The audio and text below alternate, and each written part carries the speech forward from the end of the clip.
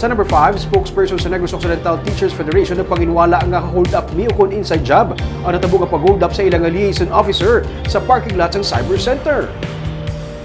Ini ang dashcam video nga kuha sang ginsakyan nga SUV sang liaison officer kag duha pa niya ka mga kaupdanan nga ginaligar ginhold up sang riding in tandem sa sulod sang parking area sang Cyber Center sang Mayo 20 sang aga.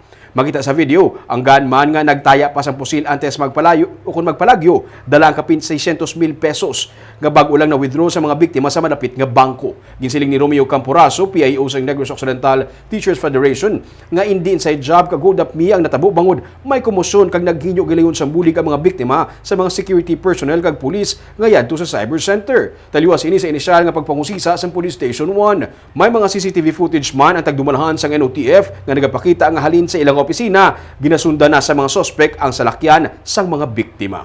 So kasi why dito sa kabalong katluto nga nag-withdraw nga hold up. Kung sila mo si ang nakuha to 600 ang purely hold up ito kay why dito na-expect sila to nga amo to binatabo ka.